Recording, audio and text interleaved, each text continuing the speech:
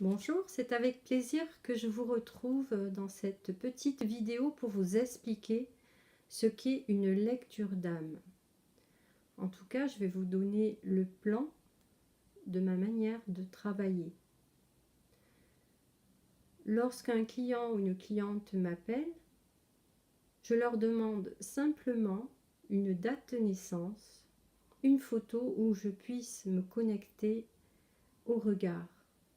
Et à partir de ces simples éléments, je vais pouvoir prendre leur taux vibratoire qui va me donner déjà une indication sur la santé, sur l'ouverture spirituelle, où en est la personne de son cheminement.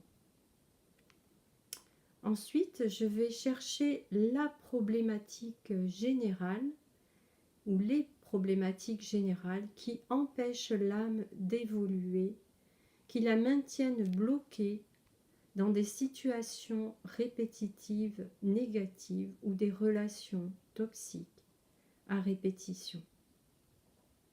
Ensuite, je vais demander les problématiques qui sont traversées sur le moment.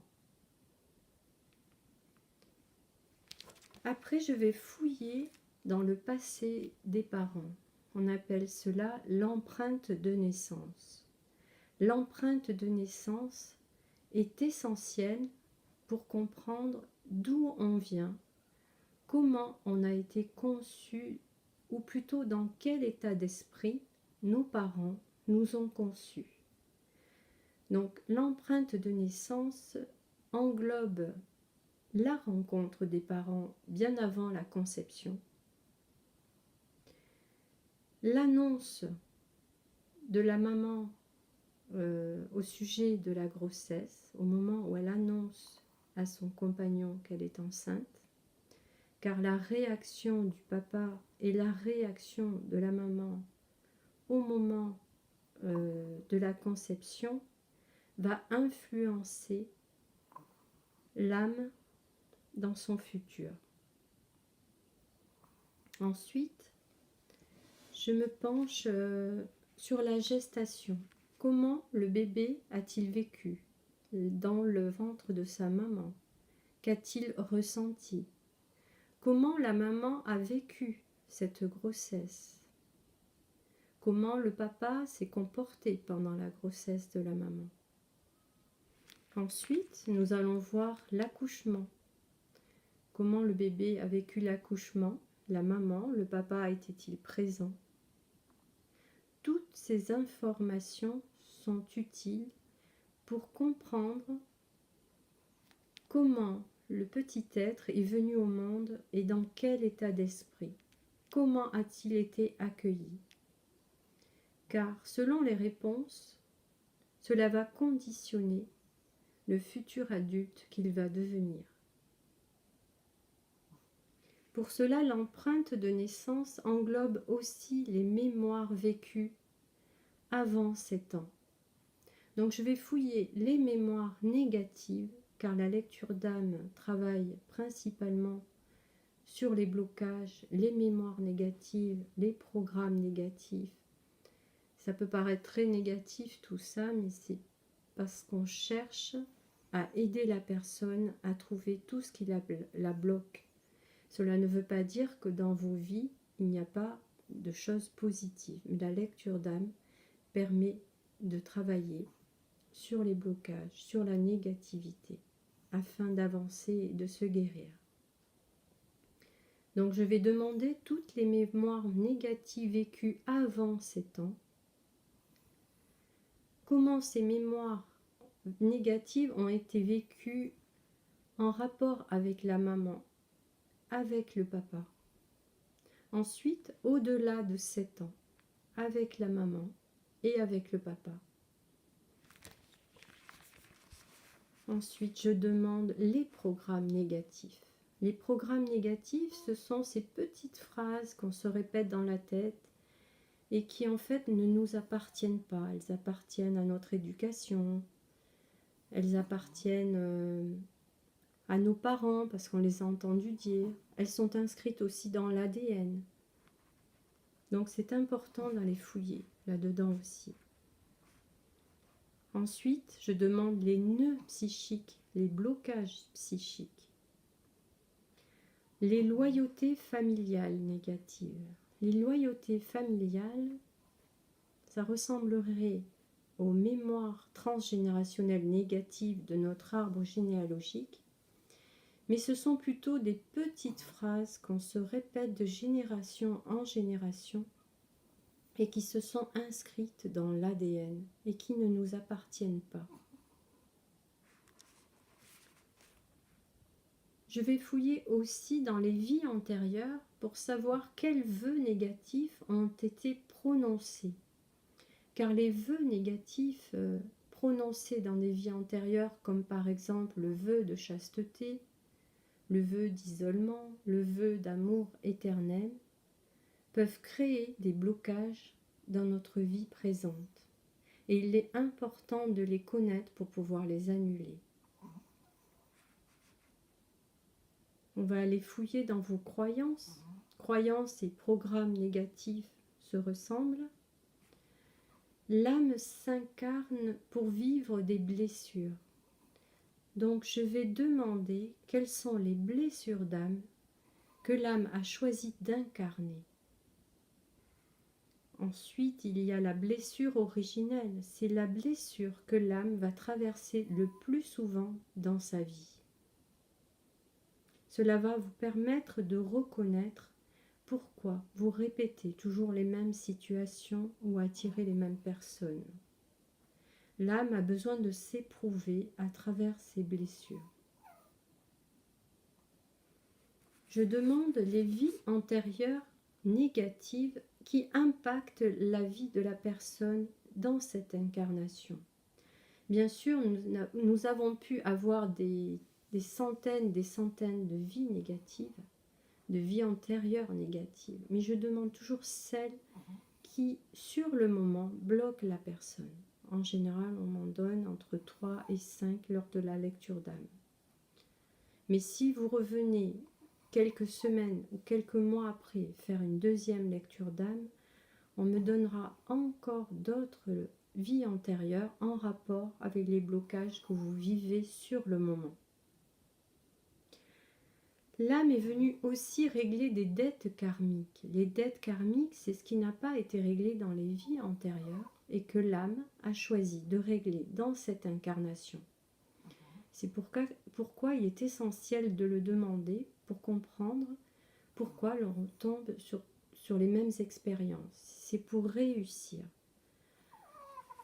C'est pour réussir à effacer ces dettes karmiques. Nous allons fouiller ensuite dans les mémoires transgénérationnelles négatives. Ce sont ces mémoires qui nous ont été transmises et qui sont inscrites dans notre ADN et qui nous poussent à avoir des comportements ou à attirer des relations ou des schémas répétitifs dus à cet arbre généalogique. Bien sûr, je peux demander un message à votre âme. Je demande aussi les messages des guides, les messages des défunts. Et tous ces messages vont permettre d'aider la personne à comprendre ce qui bloque dans son évolution. Je demande aussi les traumatismes karmiques. Par exemple, si vous avez été un soldat tué pendant la guerre, vous avez pu recevoir une flèche dans le dos dans une vie antérieure. Et dans cette incarnation, vous aurez des douleurs dans le dos que vous ne comprendrez pas. Ceci est dû au traumatisme karmique que l'on peut effacer. Je voulais vous parler aussi du recouvrement d'âme. L'âme, lors de ses incarnations, et dans cette incarnation, peut perdre une partie de son énergie lors de traumatismes, qu'ils soient physiques, émotionnels ou autres, ce qui fait que vous avez l'impression de ne pas être complet. Donc par le biais de la lecture d'âme, je vais demander à quel moment ces bouts d'âme sont partis, à quelle occasion, ce qui va vous permettre de conscientiser et de récupérer tous ces bouts d'âme perdus qui peuvent créer une perte d'énergie en vous. Je vais aussi aller voir de quelle manière vous vous auto-sabotez. Je vais demander vos missions d'âme, votre contrat d'âme, le contrat que vous avez passé avec la source et que votre âme tient absolument à réussir. Je demande aussi les secrets familiaux qui peuvent dater de X générations, mais qui impactent lourdement les générations à venir. Il est important aussi de demander ce que vous refoulez au plus profond de vous, ce que vous ne dites à personne, car cela peut affecter un organe, ça peut affecter votre santé physique. Je demande d'ailleurs sur quel organe est cristallisé ce refoulement. Ensuite, pour être un peu positif dans cette lecture d'âme, je demande la vie où l'âme c'est la plus épanouie. Le métier où l'âme c'est la plus épanouie. Ensuite, bien sûr, je demande un programme de guérison. Ce programme est personnalisé car il m'est dicté par la source pour vous.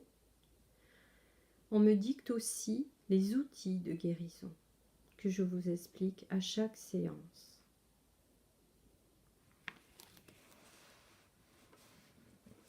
Je ne suis pas numérologue, mais j'ai quelques outils que je mets à disposition de mes clients où je calcule le chemin de vie, les défis qu'ils sont venus vivre dans cette incarnation, ce qui va permettre de compléter les informations avec la lecture d'âme. Ensuite, je leur fais le miroir magique. Le miroir magique est calculé à partir de votre date de naissance et chaque chiffre est mis en rapport avec les lames du tarot de Marseille.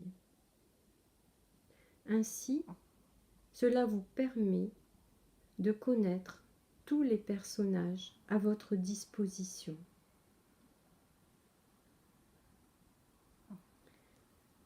Voilà, j'ai fait le tour de ce qu'est une lecture d'âme.